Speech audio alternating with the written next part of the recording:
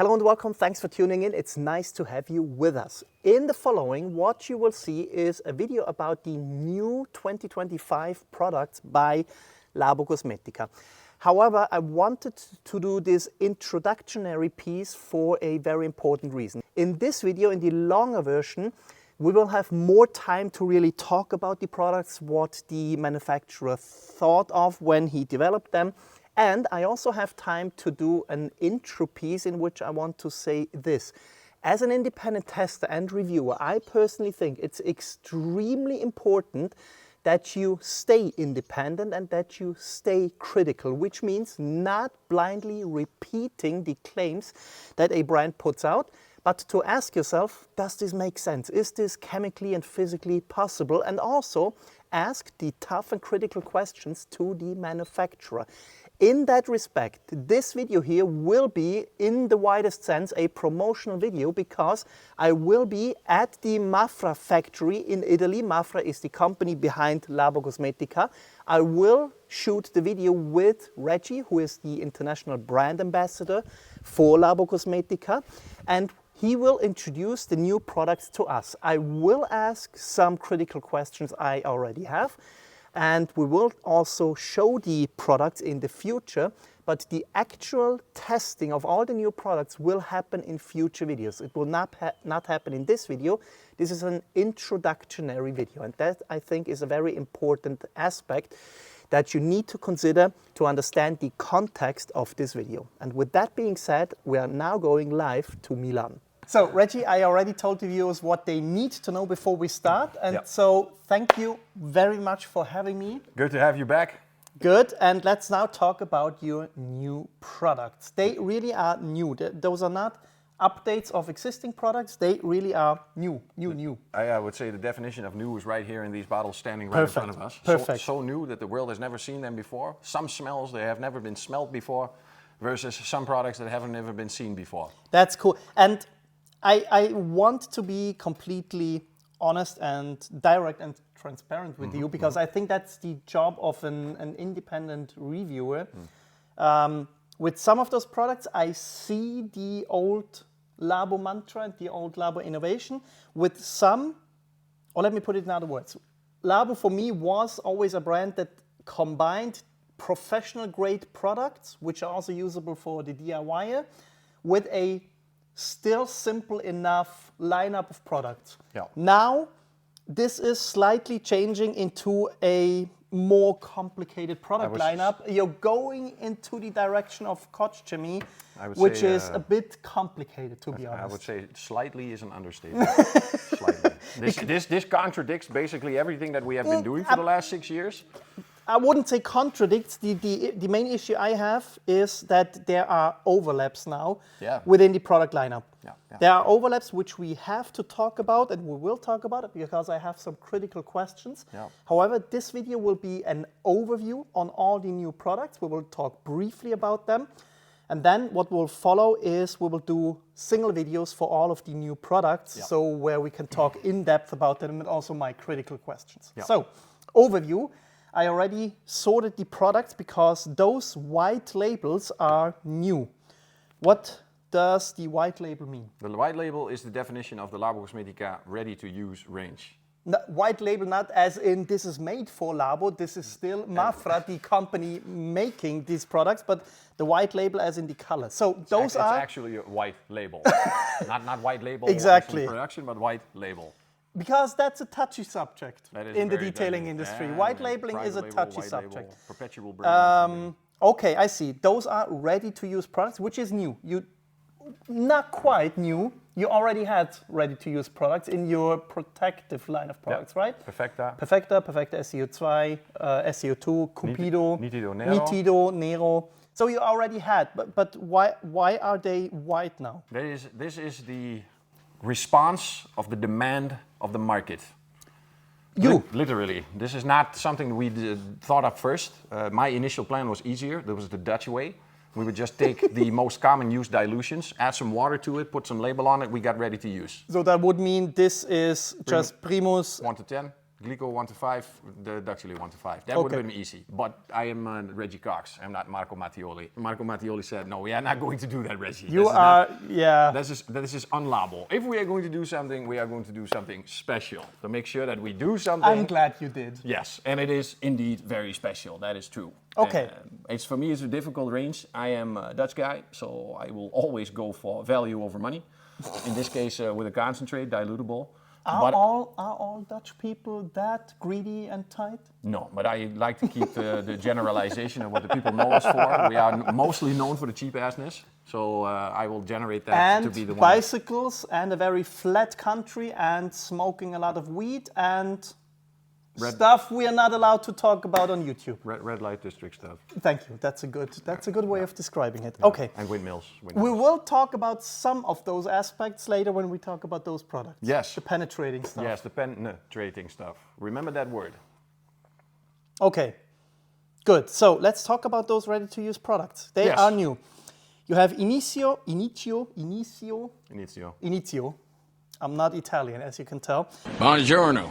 Varios and Texia. Good.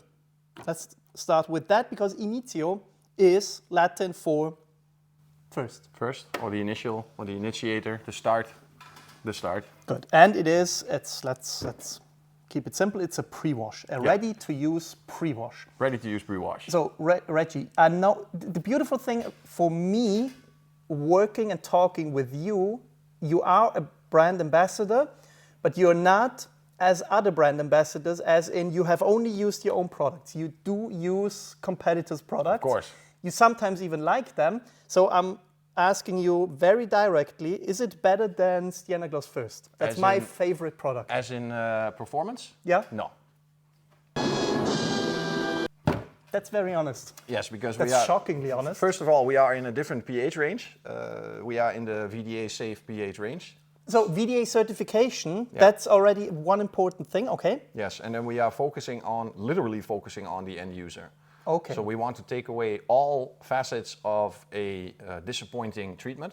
So we want to generate the highest amount of success possible with a product like this. Okay. So performance is one part, but fail-safe is, I think, a bigger part. Okay, because to be fair, first, I know this is not a Sienna Gloss video, but as I said, we are independent. First is fantastic in cleaning, really, honestly fantastic. Really, really good. But it has a very high pH value, I think 13 or even higher. There is potential with that product for failure in regards to it drying up. Yeah. 5 minutes is the absolute max you have, in the sun even less, and it can damage materials. I have not yet seen it, but it can. If you abuse any detailing product, there is a possibility for damage. And it doesn't matter which range it is, but there is always a range. And it's a compromise with all cleaners. That's why we focus on making sure that what could happen in a end user's philosophy of how am I going to do this car.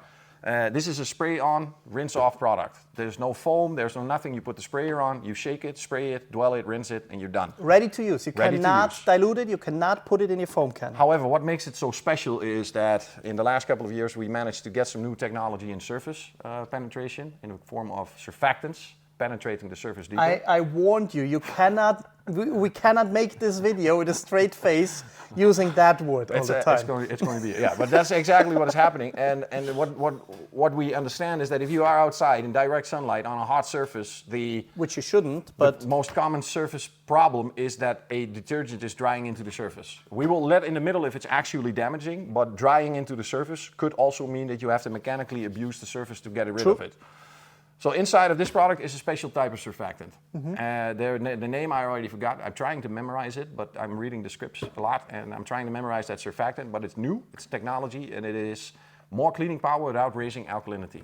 So we get more power without going higher in pH. Okay. So we are staying at the similar pH, but by adding these surfactants, we are increasing power without adding alkalinity going into the 12 range. Because starting at 12, it is chemically not possible to give us a product that is not corrosive, not caustic. Yeah, like in a concentrate. There is a possibility that you can make it liquid with some sodium hydroxide to generate a 12 pH, but it has nothing. You can also still drink that. But in this case, it is a pH of 11.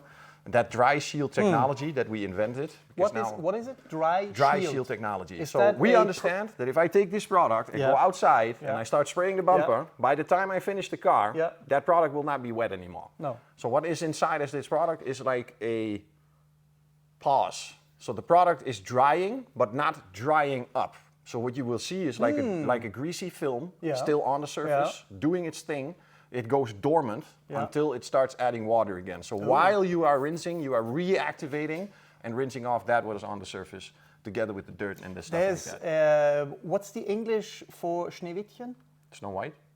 That's the Snow White of detailing products. That is absolutely, I swear to God, if you see that stuff drying up, and that's what we use in the video as well. We That's dry interesting. It up to let it dry onto the surface, to see what happens. You see me touching it in the video to make sure that you can see that it's still removable.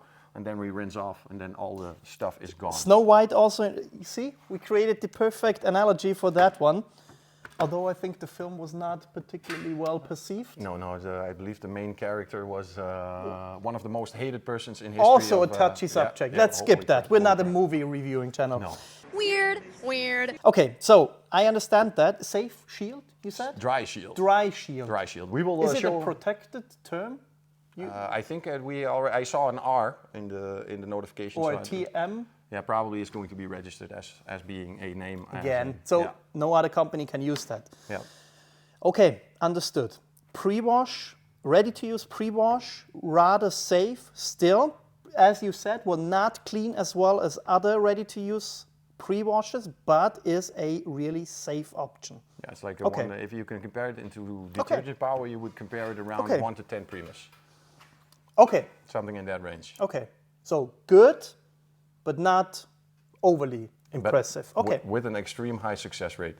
I see. So the buts and the downsizes are eliminated by the technology in the product. That also means it's completely safe for any form of protective Absolutely. product, right? Okay, there you have it. I think that's the use case. You want the ready-to-use pre-wash, safe, also in the sun. I think that for many mobile detailers, this will be a hot topic. A hot topic. Hot topic. Haha, very funny. And also safe for all forms of protection. Good. Yes. I think that with that we have positioned the product enough. Yeah. Good. What is Varios? Varios is a ready-to-use APC for the inside and the outside of the car, giving you the highest success rate possible with an APC, but with also special surfactants inside that we will visualize for you how that looks like, because it has surfactants inside that tend to not foam or generate so much low foam that you can consider them being no foam products. Yep. And that will generate more chemicals landing onto the surface, going in deep with that same technology that is inside of Initio, doing the work for you. So we are focusing on the dwelling working time of the chemical itself, with the addition of mechanical action in the form of a towel and a brush or a wipe off. But as soon as you spray this product on, you will see what those special surfactants do. You don't see any bubbles, you don't see any foaming agents, you don't see anything. Even with agitation, the foam stays very low, meaning that you have the maximum amount of chemicals staying on the surface that you are treating. Then you need to have the technology inside that a wet or damp microfiber is able to remove all existing surfactants from the surface that could change the substrate by adding more stiffness or stickiness to the fabric or to the plastics that you are treating.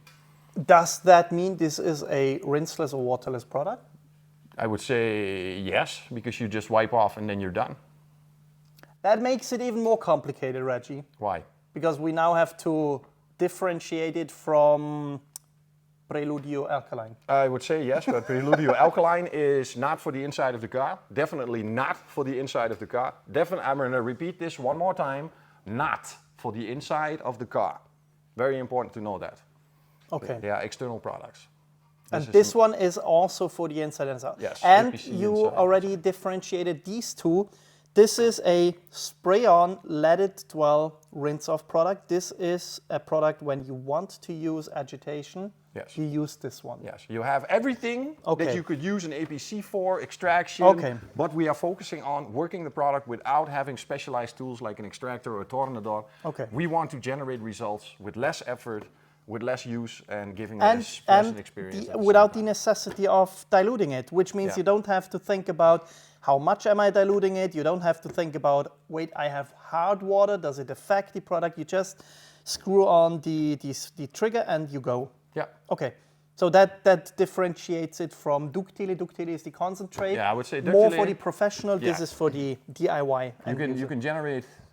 There is absolutely nothing that Ductile cannot do except clean windows, streak-free. Clean range, so to say, yes. Ductile foams more than this one. Yes. As soon as you start to agitate with good brushes, you get foaming results. Some people want that, but in this type of a product, it's more important that it works on the surface you are treating and not have the side effect of generating something extra. I see. I understand the visual point of view and that it's nice to see, but in this case, we are focusing on success of the product with forgiveness of any mistakes that could be made. Good. I have understood those, and now you have Texia, which makes it more complicated because you already have I would say class-leading textile cleaning system with Ductile and Glico. Yeah.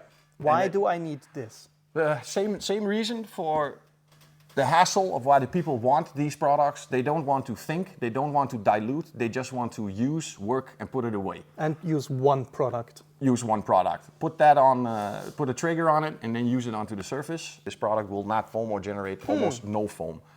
It is so low foaming. And this one also has to go deep inside of the surface, work its way, and have the same type of a result with an extractor, but then with a microfiber towel. Its combination with extractors and steam everything is fantastic, but it's focusing on using just a wet, damp without any tools. Exactly. And then have the same finishing. Would you put this more into the maintenance cleaning category and the 2 pH system more to the extreme cases? I would say 2 pH, yes, extreme cases because you have the possibility to dilute, but don't underestimate this product in the range of what it can do. It has to go into, I believe, and I don't want to mention any names, but many of these ready-to-use products are built around, the product itself is basic, mediocre, and everything around it is being mentioned that it's great, fantastic, epic, legendary. We try to turn this around by not making those statements and saying all these things, but let the people experience for themselves. When I use any fabric cleaning, you spray it onto the surface, and when you see the difference of why it's reacting and how it's reacting, you already see that it's not comparable with Ductile or Glico. That it's by itself, and this was the idea of Marco. My idea was easier, making ready-to-use version of the most common use dilution, add water, label, you're done. No, Marco said we have to singularize these products and think about the end user itself. Whether here, I'll be honest, we do not think about the end user at all. Yeah. That's why all these products are concentrated. Yeah. If we will make this an end user brand, we put labels on them and stickers on and triggers and make them more focusing on around the thing and the experience of the detailing, where we will talk about this product. Remember what we talked about yesterday evening with HydroSafe? What I would have done with it?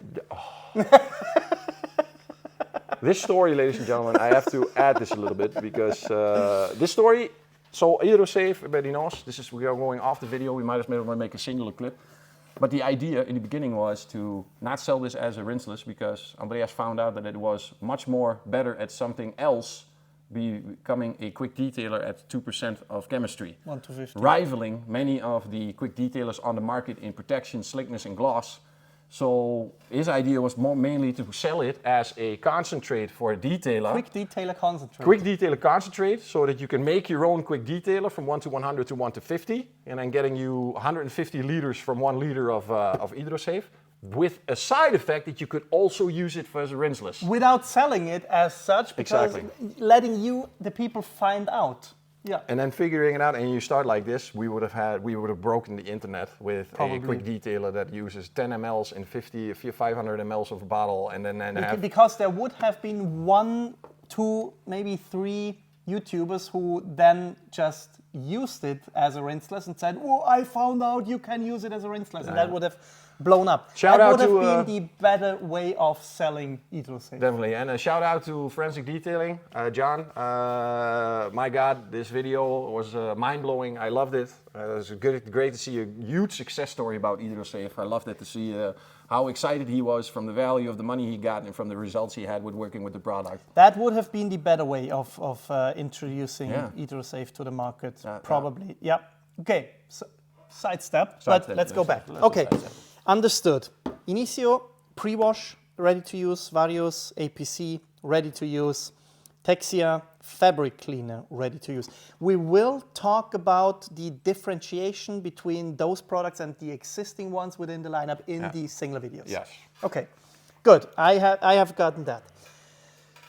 Reggie? This is the big one, the maybe, the why. Okay. Let's do this one because this one is standing in front of us the first. Good. What is Igea and why do we need another interior product from Labo? Well, we have duct jelly for the interior. You have the APC concentrate. The Glico for the interior. We have Glico is textile only, right? Textile only, Yeah. but we are now using it also for plastic preparation in the purest form to scrub the plastics and get rid of any inorganic surfaces or old surfactants from any alkaline cleaner that has been used in the past, with great success so far. You have Omnia. Omnia. You have Derma. Derma, yeah, for the leather.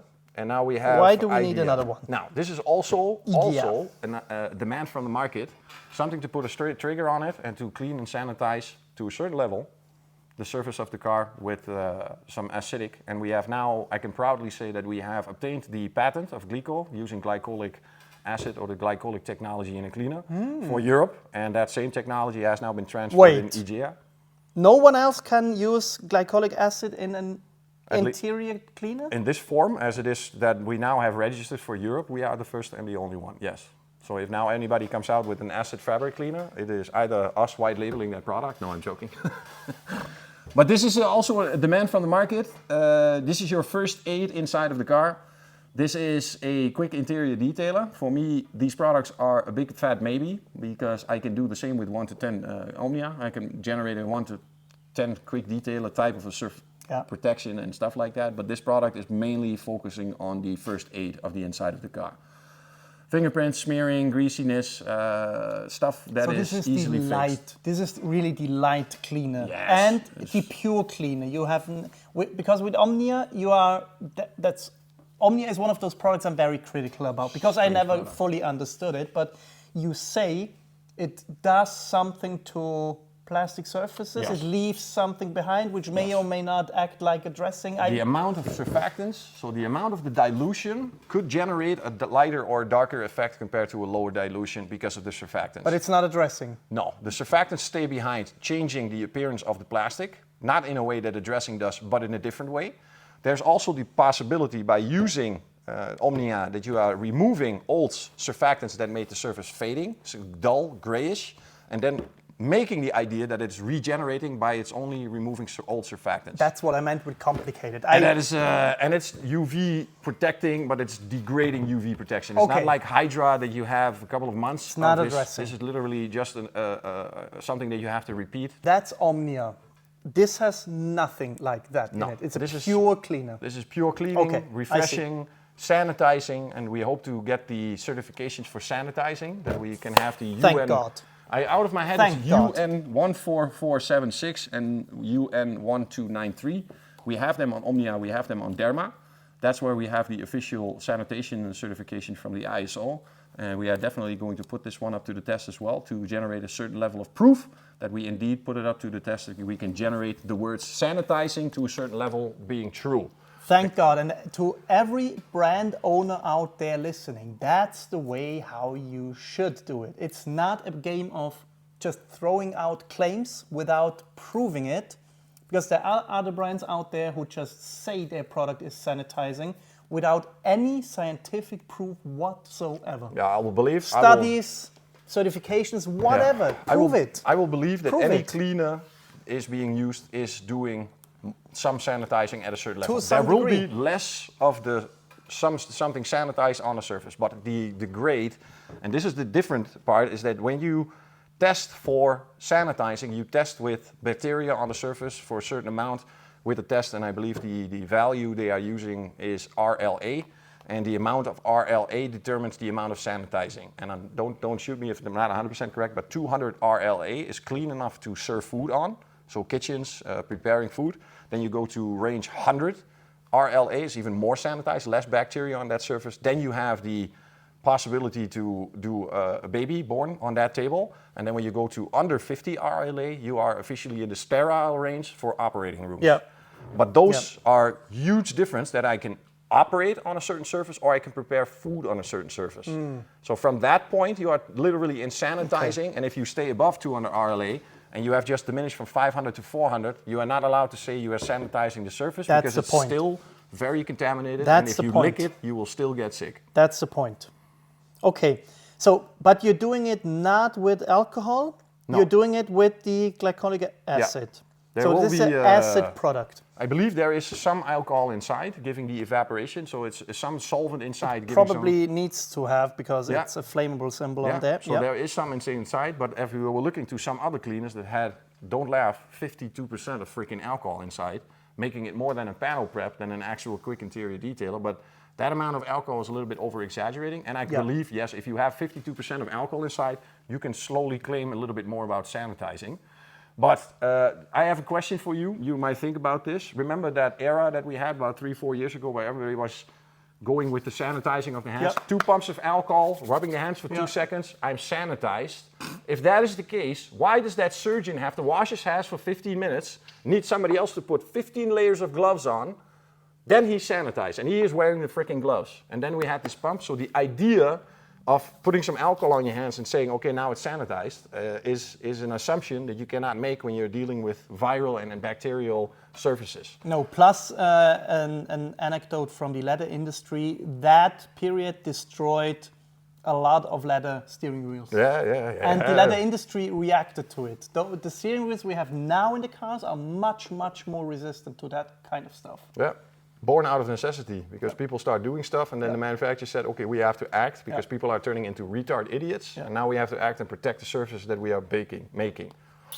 Okay. I think the product itself is the experience by the use of the product, what it does, and cleaning that surface, reviving plastics by removing former protectants, form of lime scales, a little bit of water, a little bit of dampness and stuff like that. But I think the experience of using this product is the biggest benefit. The smell, the ease of use, the speed, it's literally your first aid. This is product, probably one of the few, if not the only product I would have in my car, in my door, where I'm going to use it because I had a situation, something like this. Is it ready to use also? Yes, and this makes it a little bit more confusing. I just wanted to say, Reggie, why doesn't it have a white label on it? Yeah, we are focusing on the white label, ready to use for being the end user, and the ready to use with the blue labels will still be for the professional. Targeted, let me rephrase that, targeted for the professional, free to use for everybody, of course, but this is where we separate end user versus professional. Reggie, that's not ideal. I'm still, as I said, we will stay critical even if we visit the guys at the factory, even if I'm talking to the global brand ambassador. So if Marco, if you're listening, this is, how to freaking position these products. That's not ideal. Because this is also, I believe, a market demand. For me, it's very difficult. I probably have to use this product many times before it starts to impress me in a way that I would say, okay, now it can substitute for something else that I have in a concentrated version that I have to pre-mix. In this case, I think, when am I going to use this product? When I literally have light cases. A car that is not smeared enough that I have to do the operation of the brushing. This is spray white. You know what I think? I already, without having tried it, I already like it better than Omnia because it's less confusing, and I honestly think in the long run it will probably replace Omnia. It's possible, yeah, because Omnia is literally a specified product where it's very difficult for somebody that's been using Ductily for years to say you can also use this, and he said, but why? I have success with this. But you can, exactly. but you know. Exactly. And then the personal opinion comes into effect, and then it becomes really difficult for me to argue. Good. So we have talked about those. You said that this is the big one. This is the big one. We are a little bit ahead of our time, as we did with 3pH when we start introducing certain words into the industry again, openly talking about alkaline and acid. Yeah. And for that range, we are now diving into what we did back then. Is that before we started making ceramic coatings, we first made a maintenance system in the name of 3pH. That's true. And at that moment, we did not have any ceramics from ourselves to test it on, so we tested the 3pH on any brand that we can get our hands on from all the market leaders that you can think of. And by using those ceramic coatings, proving that the 3pH is working, after that we start making the coatings itself. Now, jumping now to what you see here in front of you, you have the same innovative approach again, where we are now going to dive into the maintenance and cleaning and preparation of PPF wraps and cars and stuff like that. And if you can read between the lines, this means that there's also PPF coming from Labocosmetica. You heard it first here. Because you might as well look at the entire range here, what is here. You might have read this already, so we probably gave this away.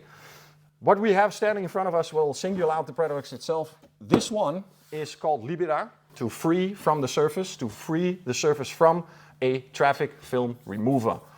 I'm not going to mention the word touchless. I'm going to say that we are now entering a certain department of the market where now is known to be always caustic. There is no VDA certified traffic film remover on the market right now, simply because they cannot drop down to the level of pH 11.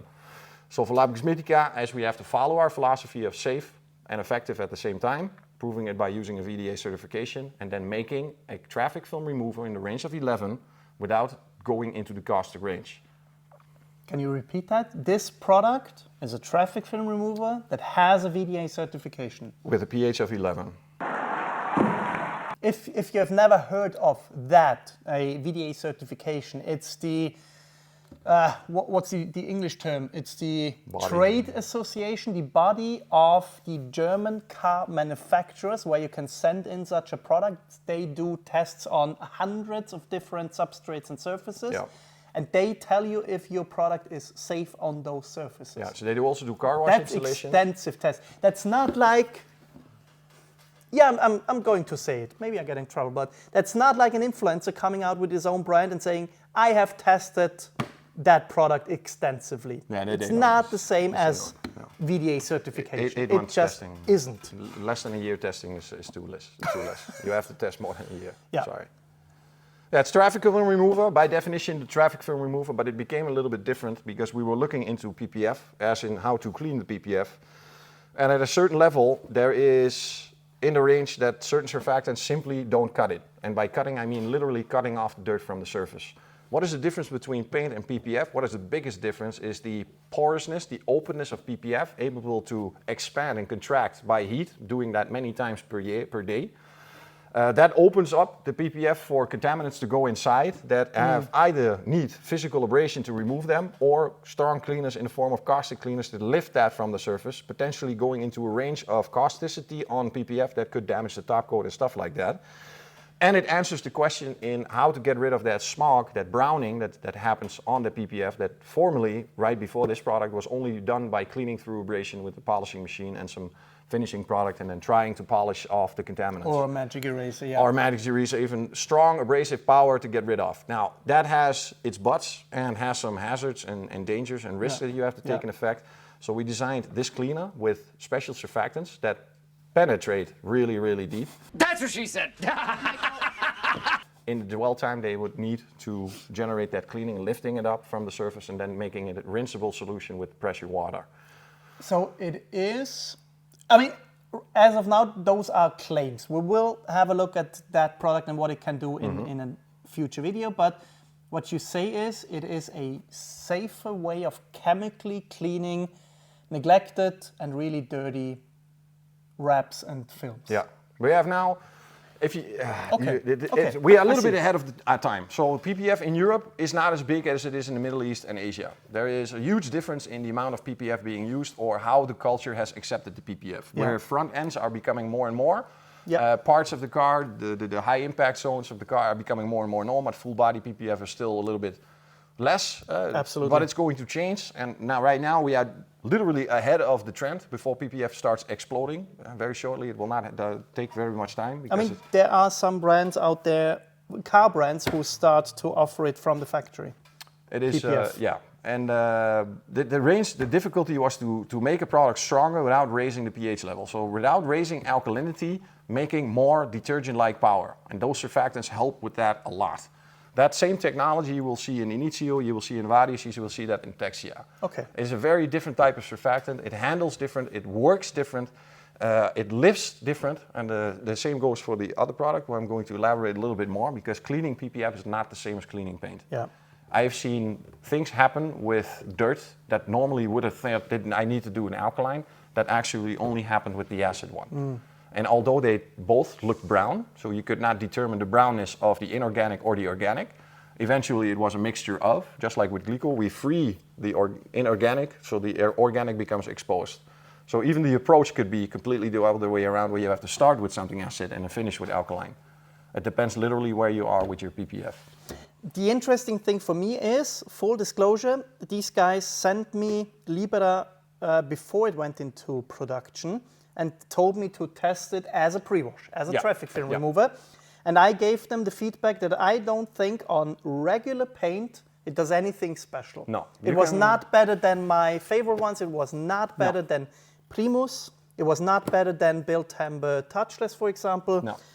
I did not know where they were going with that. No, I did not know that it is made for PPF. I did not know that it is made for porous surfaces. We'll talk about that in a minute. Yep. It's for me exactly the same. I was testing it against Primus to see how much it was more powerful than Primus, but all the cases that I've tested considered to be normal dirty cars. We are looking for the extremes. We are looking beyond Primus. We are looking beyond something that Primus can do. If it was the same product like Primus, we would never launch it, because you would say, right now, if I have to compare it, people are going to test it on cars and they will compare it and they would say, okay, it's like Primus. That is absolutely true. Yes, it is nothing more special than Primus. So it does not replace Primus, and it is not on regular paints with a clear coat on it. Is not above Primus. No, we are literally. It's a specialty product. You have to see it to work it, to see what it can actually do and how it compares to against. Because in the test video, I show a certain surface from a certain substrate. Yep. Why I'm using in the video, I will tell you honestly, if you see that video, it's ductile pure. And then you will see Libera next to it in the same pure dilution. And then we rinse it with the sprayer of the water to see how much actually has been removed. Where you can see that there's a light whitening, but no dirt removed from ductile in its purest form. Versus the Libera that removed everything. And there's where you see the difference. So it needs to be a porous surface before it starts to become something special. So PPFs, wraps, if you're not familiar with the acronyms, PPF means paint protection film. Wraps, caravans. We will think about anything porous. They often have a different type of paint on it, which is porous. Boats. Think about the black lines you see in the stuff like that. Boats often. Yeah. So those are porous surfaces. I think there will be a good off-label use for it, because I can think of another porous surface, tires and plastics. Yeah, you will have some fun when you use this. This is probably going to be one of the biggest off-label successes when people start using this as a wheel cleaner. And tire cleaner. And tire cleaner. Because, to be honest, neither Primus nor Ductile is a very good tire cleaner. No, that's why you literally see what the surfactants are. So if you consider Primus to be for a protected surface, so it needs to attack the dirt on a protected surface but leave the protected surface by itself. So anything except for a real organic wax is basically Primus without touching can still take the wax, but if you start touching with Primus, you remove the organic wax. It needs to be a really shitty wax for Primus to attack. But still, I'm going to say that some waxes could be removed by hand washing. And when you look at these type of products, we are literally going into a new direction. So we are literally in the pre-stage of something that's going to develop over time to be a problem where people don't have a solution other than polishing the PPF where you're getting it clean. Being more aggressive. Yeah. Okay, got it. Sprayable, dilutable from 1 to 10, from 1 to 1 to 1 to 10. Seeing 1 to 1 to be the most extreme case, rarely, so I probably see 1 to 5 and 1 to 10 to be the most common used dilutions. No foam. This is a spray. It needs to be a spray product. And it's especially, because this is what people don't know, is if I take a bottle and a sprayer, or I make whatever, a hand foamer, I make 2 bottles, 1 to 10 in the sprayer, 1 to 10 in the hand foamer. Both of them have the exact same detergent. It's the same pH, everything is the same. But as soon as I start applying them, the spray is going to hit the surface, immediately start working, as long as it's dry, as long as it's wet. The foam, on the other hand, needs more dwell time with the additive of water. Detergent power is exactly the same.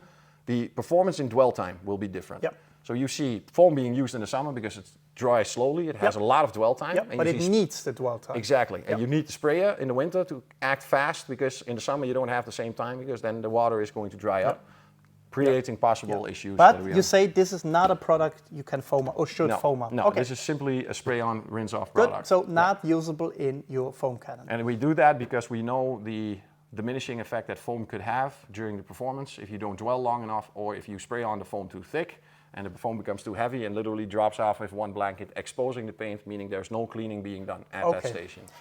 Just to be sure and to not let come up any confusion, all of your products are in general safe for wraps and PPFs? Yes. steps. All the other ones, even the nuts, even Yes. Energo? Yeah, no, I would not say Energo, Okay. because I've seen some wraps from certain brands. Energo is the extreme water spot remover you have. I have seen some PPFs some wraps that literally show the glue lines after application. Okay, so and I already know that the quality of that wrap is so bad that probably even a pH neutral cleaner can damage the surface. probably, but still Energo is not, but all the other ones, Primus is, Initio is, Purifica. Varios is, Ductile, Purifica, they're all safe for wraps. Okay, but those are specifically for extreme cases, Something that is Of deep inside. needs to get out. neglected. That's what she said. Good, okay, so that's the traffic film remover and specialty cleaner for PPFs and porous surfaces. Alkaline. I understand that, but I don't quite yet understand why you need two other products for the same surfaces. There we go. So let's take this one, for Yeah. example. To summarize this in the easiest way, basically you have two pH in front of you for the PPF. Libera being Okay, alkaline, I get the that. substitute for Primus. Reenova being the Purifica for PPF. Similar technology, similar type of surfactants. The only thing is the difference is the approach. Sometimes you clean with with Libera, you have a certain result, and you clean with Reenova and it takes off everything. Okay. That browning could be inorganic or organic. It's not determined by eye to say, okay, this yellowing, browning coming is from organic. So it could even be that you flip it around. Okay, So for performance-wise, you have cleaning power more in the range. So Purifica is more in the range focusing on the minerals. Almost has no cleaning power. If you use it on a very dirty, sandy car, you will see that there's a lot of sand left compared to Primus because it's different of detergents. Being that Purifica is more focusing on that was on the ceramic coating, the calcium and the magnesium, the highest amount of the TDS, of the ppms from the TDS. yep. And with Reenova, it becomes a little bit difficult because that has to have the same type of surfactants inside to go inside that Penetrate. substrate, lifting I it see. from the surface. I see. I have already seen this product work very nicely on light soiled cars, regenerating the PPF fantastically, and the option to boost it by adding some product onto the surface for Stella. And in the video, we have a perfect opportunity because the Mustang has been standing outside for weeks. I put water on it to make sure that we have water spotting. And then during the wash, we saw everything clear up except for one part on the back where the Reenova did nothing. Then I added a little bit of Reenova to the mid, start washing the surface and rinse off. To be honest, that's also what I recommend people use Purifica. That's exactly how you can use Purifica in the wash bucket, you can absolutely, but it is so much more effective using it 1 to 10 to 1 to 20 in a pump sprayer, applying it again and then washing over it with a mitt. It's so much more effective. I have used 1 to 400 and 1 to 200 multiple times now in the bucket, but it literally has to be the lightest. I would say if I would use a 1 to 200, 1 to 400 type of a bucket if I have more chance of water drying up. So I'm not using it as a decontamination shampoo. I'm mostly using it as an acidic shampoo to make sure that the stuff not is drying up. And to soften the water a little bit. A little bit at least. Okay, good. So you have the 2 pH system that you had for paint, you now have for PPF. I understand that. Okay, so what is this one? This is basically your spray-on, ready-to-use cleaner for the PPF. So if there's an emergency situation that requires some cleaning but doesn't require a complete washing operation, this is the one step to go. This is the product that impressed me the most because this was the one that could regenerate the PPF from brown to white in a spray and wipe. So when Marco introduced the product to me, he doesn't tell me what it is or what it is, whatever. So there was this van standing here with 3 slabs of PPF, completely unwashed, almost black, so dark. And then he shows me an unspecified bottle, he sprays it onto the surface and he wipes off the brown in one hit. Are you not entertained?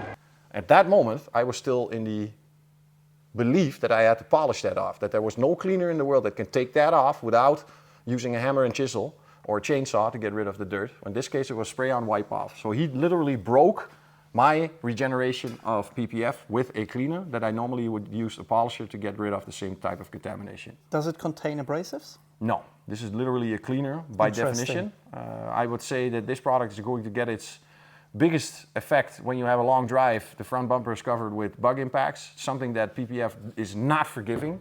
Bug impacts dry in really fast and can generate different aesthetics that you cannot remove them. If you're lucky, sometimes you can cook them out with some heat, but most of the time you literally stain the PPF for the duration that you're going to have it. So a product like this is going to be at the use, at the spot, bird impacts, bug impacts, getting the edges clean. If you have partially not edges, over the edge applied PPF, you have an exposed edge. That exposed edge is very important to keep clean. That's where dirt and dust is accumulating.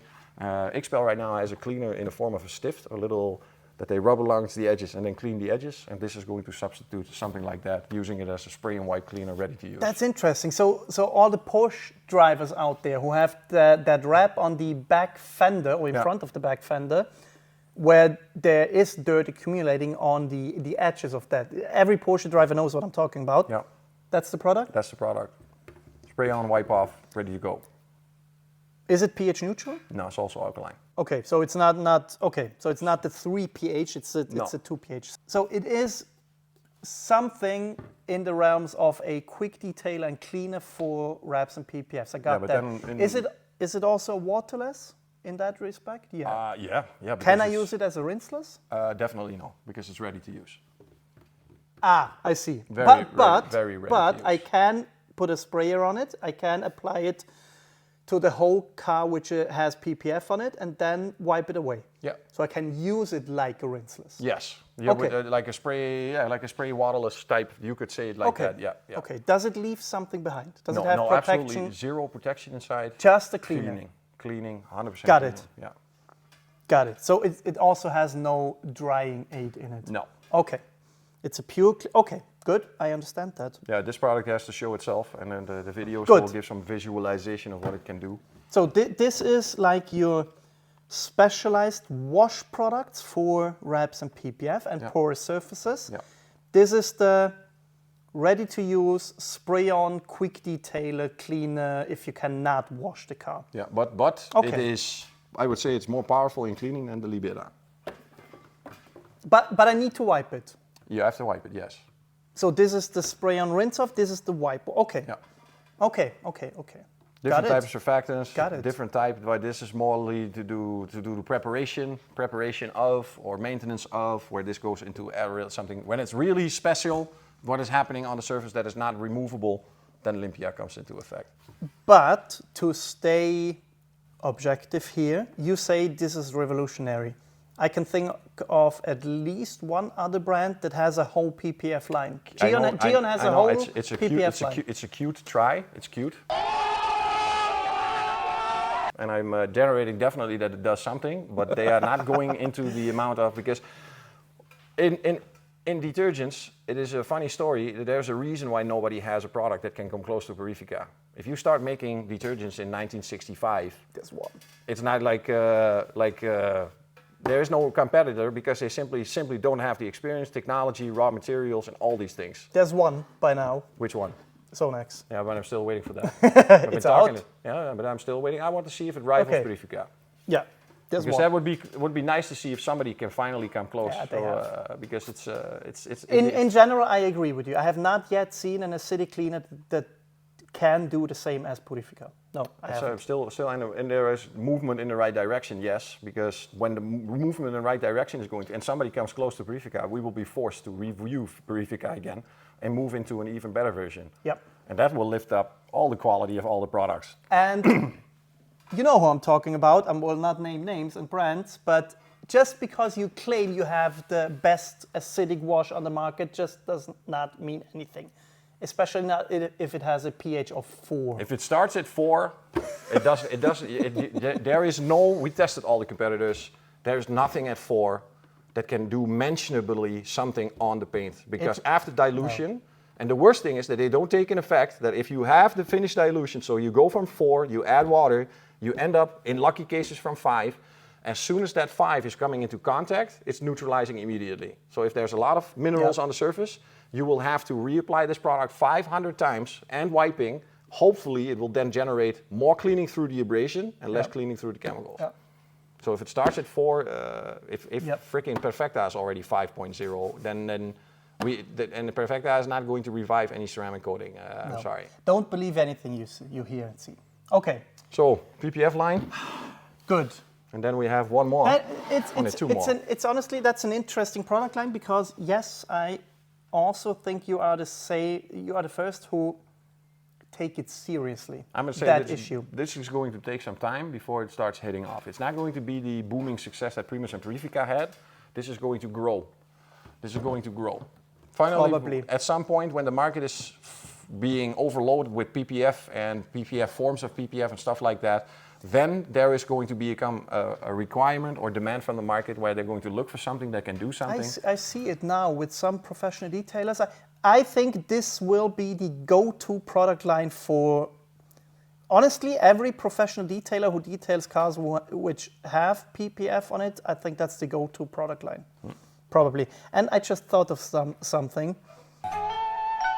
PPF does not only stand for paint protection film, it's also your penetrating product for foils. Penetrating product for foils. PPF.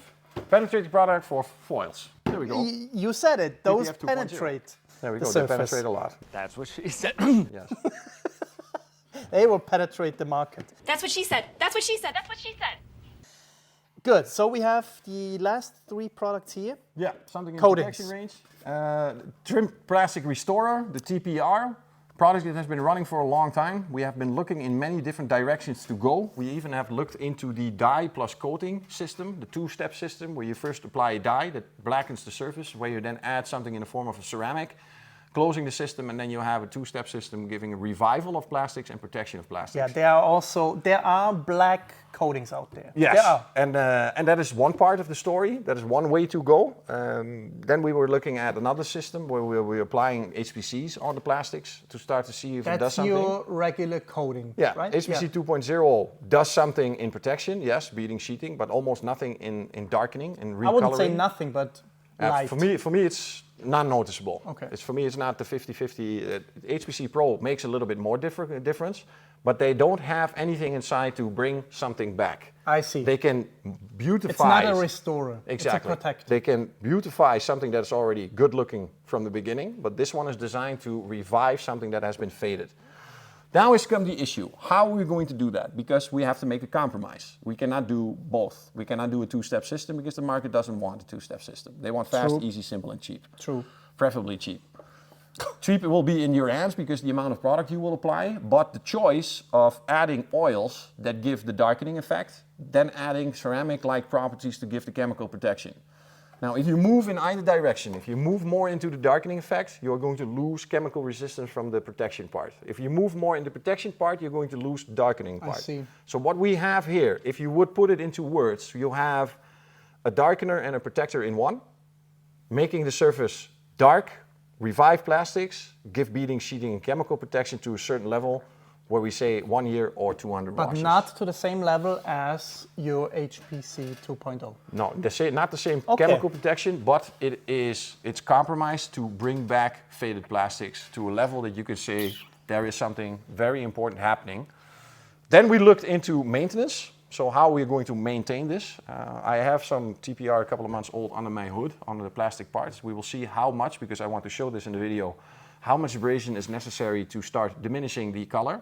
And what do you do when the darkening is going down, but you still have the protection without needing to reapply. That's why we tested Nero and Hydra to be able to go on top. And in the future, I'm going to try to test if HPC Pro 2.0 can go on top to finish up maybe even a 2-step system. But it's That's what I wanted to ask, because I'm 100% sure people will ask that. Can I use that first and then HPC on top? Because that's what all the people are doing with Solution Finish. Probably Solution now. Finish first and then a coating. Yeah, probably I think it can be done. The only problem I have is what is going to be the time frame when I can do it. I think if you are going to be too early, the solvents, or how delicate the solvents are in HPC 2.0, could have an effect on the oils that are still finishing itself onto the trim plastic. Fading even by wiping on and off the product. But we will test that for sure to make sure that it does something, and maybe we can even extend the duration. You just said I can use Hydra, your dressing, to refresh the effect. So it is not, how can I put it? It's not closing up the surface. No, I would not say, because you cannot, like I said, we have to make the compromise to go that the trim plastic restorer's main effect is to revive darkened faded plastics. That is its main purpose. The second purpose becomes the protection, not the other way around. We are not focusing on the protection first, we are focusing on the darkening, restoring effect, adding the protection, making sure that the majority of the effect is the darkening and the side effect is the protection. And if we go into the other direction, we would have to do a dye. It could replace what people are using right now, which is solution finish first and then a ceramic coating on top. Yeah. One product. I think I will test it. I think I will test it. Solution finish I is have darker. solution finish. I know for I sure will that test solution it. finish is becoming darker, but it's also logic because there is black stuff inside of solution finish. Exactly. So this has nothing because the liquid is 100% clear. So it Which has to also do- means you can use it on gray plastics. Yes. Okay. On gray plastics, to be honest, I have not done much yet. I'm looking for that, what we saw yesterday, the truck outside, that is almost white. Yep. I want to see what happens there because Okay. that's why I understand that solution finish made at some point their gray version Exactly. versus the black version. Exactly. Because if you Exactly. put gray or if you put black on white faded gray plastics, it doesn't look very nice. You see, that's why I like working with that guy. He is the brand ambassador for Labo, but he knows the other products on the market. Yep. He uses them. He knows what he's talking about. Yes, and I also have the mistakes. I also know the most famous sentence on solution finish is the possibility for spontaneous combustion because of the oils. You had my curiosity, but now you have my attention. That is my favorite sentence. Where I read, by the first time I bought the product, if you flip the bottle, there's a very small section that says that in combination with the skin fat and the oils inside of solution finish, you can generate combustion, spontaneous combustion. I'm still looking into that. That's interesting. Yeah, but it's on the bottle. You read it, you believe it, and then you will see. And they recommend to wear gloves. To Yes, repair. yes. Yeah. I mean, if you the product solution finish is almost unmatched because look at the amount you Yep. get for the Yep. price you pay. Yep. Look at the result you get for the Yep. amount of effort you put in. And then I would say there's only Yep. a big but is that it does not want to get wet in the beginning. Yeah. And I've done it myself. Where I've fixed Yeah. the bumper, I sent it to the car wash, and the water ran over, and you could literally see the lines. And the That's application why was I fade. think that's why so many people then try to apply a ceramic coating on Yeah. top of it when solution finish themselves, I think Chris West it is, Could be, yeah. does not recommend to do that because you seal the surface and you cannot reapply solution. That is also finish then. true, and it was also why I have the biggest issues putting ceramics on plastics, because what I can do with paint, I can decontaminate to a certain level. I can even polish so far that there's an amount of silicones not there.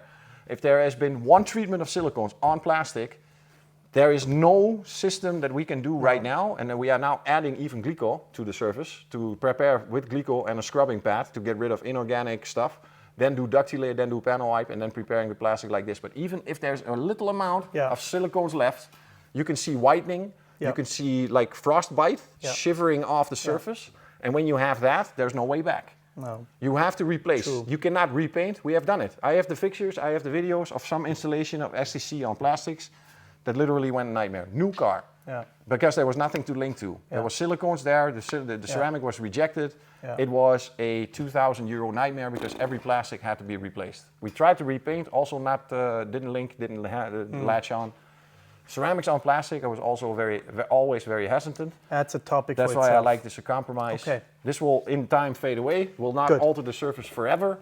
It is a diminishing product over time and it's reapplicable, and like I said, we are focusing more on restoring the plastics than providing the protection. That's an interesting approach, and it will be interesting to observe if people accept it, because as you said, it will probably not beat and cheat as other products do in that category. In that very range, I would say, yeah, of course, we have the downside of not being able to use the PFAS. That's one thing.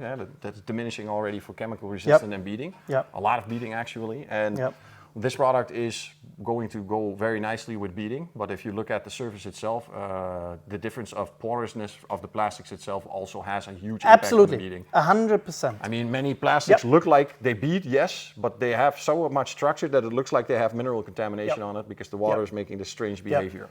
True. And that's basically, It will be an easy product to compare to others. I think that's a good thing. From the sales point of view, you can generate a lot of result with a little amount of product, and you can generate a lot of result with a lot of product. So I will see the people that use the more is better. Those people will become the good customers, and then the smart guys will try to get as much as a bottle as we can.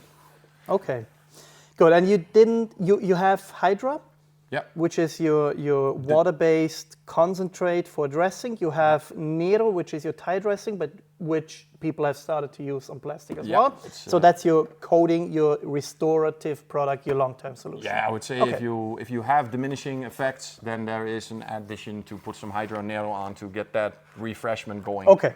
Because to make it like, if you have to do a two-step system, then you have to have a dye and you have to have an eligible coating to go onto the dye, and then you have, but there is no, all these products have to make a compromise. Either go in the race of protection or in restoration. I see. But there is no 50-50 where we can get the best of both right now, I think. Because if you carry different type of solvents to carry the oils, then different type of solvents to carry the ceramic type ingredients. And those two together is already a challenge by itself. Understood. Last two products. We're going back to PPF. Yes. We are going to go into the first dedicated PPF coatings made by Labocosmetica. Labocosmetica's dedicated PPF coatings. What is then so special? Does PPF need coating? I think if you have a factory coating that is going to perform well, there is no need to put on a coating on a well-performing top coat. If it starts diminishing or it doesn't have anything, I would suggest to do this from the start. The only downside, I believe, from PPF is watermarks, bug impacts, dried up stuff like that. Those are the three things mostly that can destroy PPF, or not destroy, but give spots, marks that are going to diminish the aesthetics.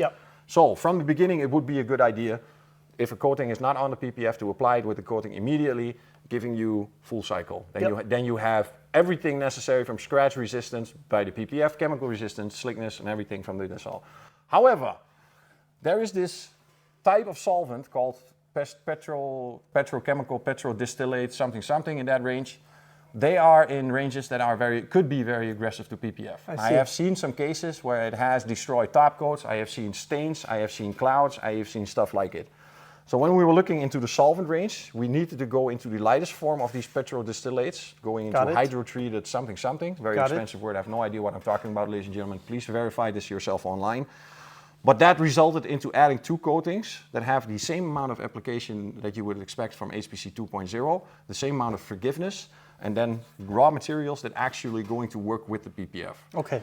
There's a big but, and I'm not 100% on point with this, is that I understand right now that PPF is so much more open than paint that you are sacrificially applying a coating on paint very easily. But if you consider the porousness of the PPF, doing the same style of application, I think, is going to be a waste of money. I think if you do PPF coating, you need to have dwell time, amount of solvents that need to evaporate, ensuring the amount of particles landing onto the surface. And especially with PPF, I believe in the beginning, yes, you will see an installation, you will see result, but is it enough material to go inside deeply into the PPF? I think everyone who has ever ceramic coated a wrap or PPF will have experienced that the PPF almost seems to drink up the coating. It is literally almost absorbing. It looks like absorbing. Now, looking at that, then comparing it that people are already successfully using HPC 2.0 and HPC Pro on the PPFs, very successfully. Where came the question, okay, but why this coating then? That this coating is morely to the PPF itself, going closer to the promise of the manufacturer of duration. Where now everybody and all the detailers are saying the same thing. No detailer that I know is saying that HPC Pro can last 4 years on PPF. Every one of them is now saying, I hope that they are listening well, more than 50% less. So if it says 4 years on paint, it's going to be less than that, 2 years than on PPF. I'll go a step further because that's what I always tell professionals. There is no ceramic coating out there that will work on any PPF and any wrap. No. There isn't because paint already is not standardized and paint reacts differently. With wraps, it's a completely different story. Every wrap manufacturer and brand does its own thing. And even if you stick to the same brand of wrap, they change something in the chemical makeup of it, and it behaves differently. What I recommend all the professionals is, if you are going to ceramic coat a wrapped car, you get yourself a piece of the wrap and then test different coatings on it, and you will find one or two that work on that specific wrap. Yeah, I totally agree. It is a pain in the ass, but you are a professional. The customer comes to you because he expects a professional service. He expects you to know which coating works on his wrap. That's what you should do, in my opinion. And again, if someone tells you that just came out with his own product line, that you can use his coating on any wrap or PPF, I honestly think he has no idea what he's talking about. I think that 99% of the detailers applying coatings don't have any idea what they're talking about. You need to test it. I will say it like this, that I say that 99% of all ceramic coatings look like this. Yep. It is a clear liquid. It Yep. has no difference than looking like water. Yep. They can tell me there's graphene inside, silicium dioxide, titanium dioxide. Carbon nanotubes. I do not care. It is a clear liquid that I'm going to put on an applicator. I'm going to rub it on the surface. If I wait too long, it's unable to remove. If I wait too soon, there's not stuff to remove, and that's basically ceramic coating. And any detailer making claims and using very expensive words, you are lying. You are not talking about something that you know. You have not. You have. Please be honest. You have not tested your ceramic coating on any wrap that's out there. No, you haven't. You can haven't. stay in the range of safety and say that it is going to do something for you. And this is why I hope that many times I do a training, ceramic coating training, and I'm not teaching people how to put on a ceramic coating. I'm teaching them what is the best and fastest way to put this ceramic coating on, and what do you do when it goes wrong. Yeah. And especially that fail-safe is very important to see how much you need to do or how little is necessary to do a singular application. And what you see now is that there is this culture, singling around, leveling the coating. Leveling, what are you leveling? Nanotechnology? You're literally thinking you are leveling nanotechnology? No, you're just wiping off excess products. Exactly. In the hope that there is product left behind. Exactly. And I think coatings right now are the most, next to rinses. Rinses is I think one of the most expensive products compared to what's inside and compared to what you price per liter. Okay, yeah. First is ceramic coatings. Everybody says, okay, we got, this bottle is for 20 milliliters. So for example, you have a front end, 20 milliliters, only that part needs the coating. Do you know, read some STSs and read how much solvent is inside here. Yep. And deduct that from the internal total volume, then you will find the amount of coating material inside. So if somebody says I can do 4 cars with this amount, I already know it's going to be 4 failed installation because there's not enough raw material on the surface to generate what could be defined as a coat of a product. Yeah. You are lucky to have ppm of particles landing onto the surface, making the idea that the car is coated, where in fact there's only a very light sacrificial layer, almost at the same level as a quick detailer doing that beading and sheeting. It's very, very little. We deviated a little bit. What we wanted to say is there is a reason why there should specific ceramic coatings exist for wraps and PPFs, but don't expect them to be a one solution fits them all. For any wrap, there still is a risk that these two will fail on one specific wrap, especially if it's not prepared properly. And if there is a possibility to link, so if the surface is already hydrophobic from the factory coat, you can smear it on and you can hope that there is particles left behind. But people tend to forget that the surface you are treating is either the PPF, and if there is a coating or something else there, you are treating the protection. You're no longer treating the PPF. You have to assume there's a coating on. Now I'm treating the coating. And I'm trying to put a coating on a coating that is designed to repel something. Exactly. So if the manufacturer says you can do 9 layers, I already know it's bullshit because their formulation is so that maybe 1 or 2 layers, the second layer is to hopefully guarantee a full closure of the coating, and 3, 4, 5, 6, 7, 8, and 9 are not going to stick. No. Because their coating claim is that it rejects everything. So that means it rejects itself as well. Exactly. And if it doesn't reject itself, that it means it's not rejecting anything. It's not really worth it. And it's a big hump of BS. Okay. The difference between them is funny, of course, because you can see which one is matte and which one is for gloss. So you have two. This one, you will find out, and this is something that you have to test at home, that the surface becomes matter. Not more glossy, not more dark, not more anything, it becomes matter. And this has been determined by one of the detailers in the Netherlands that immediately asked the question, how is it possible that the surface looks more matte after the application of the coating than before? This is freaking interesting. Apparently, and I'm saying apparently because I'm speaking out of my range, apparently there are raw ingredients that absorb or deflect light differently. That is true. And those raw materials are inside there to make sure that the surface doesn't become altered in glossiness and satinness or in darkness, but it actually adds more madness. And this was very interesting to see. That will be interesting to test because every single ceramic coating out there I have tested, even the specific ones for matte, did change the matte surface, especially of wraps and PPF. Yeah, and if you, I know a little bit, and I'm only knowing this from digital projections from an iPhone or an Android, but I have seen small videos where the coating made clouds on matte PPF. So what you see is, you see it in a certain angle, you see something, a spot that is not determined by force or whatever, you see there is something changed. And I've seen it also on another PPF car where the coating literally Yeah, you see there was something changed. It was not homogenic anymore. It was either a little bit of this, a little bit of that. It's very difficult. Visually, you could see the difference. That would mean this really should not be applied to glossy wraps. Probably not. Probably not. But we are going to do it. You understand, of course, that we have to do it. Maybe you can visualize it that more. That's more madness. very interesting. Yes, and I like to put this up for debate, so that's why Andreas is going to take it home and by himself, without me do any findings that he can find, and then he will let me know if it is actually the truth. For me, it's also going to be needed to be determined, but the fact that that Dutch guy said that, and he's one of the critical ones that said, I need to know how. Please tell me how, because this is freaking interesting. I mean, already people who are critical and saying those two are the same coating in different bottles, you have different hazard signs on there. There's one more for the glossy one, so it can't be the same product. Yeah, and it would be... I wish we did something like this. We would make a lot more money. See, I find that everybody has a number, and it's usually an exact number, so what is yours?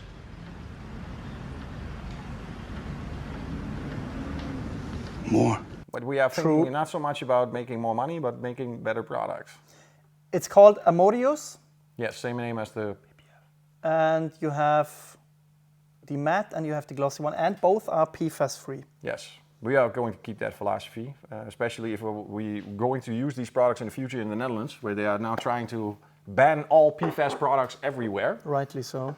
And it's going to be a nightmare. So there needs to be an alternative to get some protection, not with any PFAS inside. Cool. So good. That is Those are the new Labocosmetica products with which you are going forward.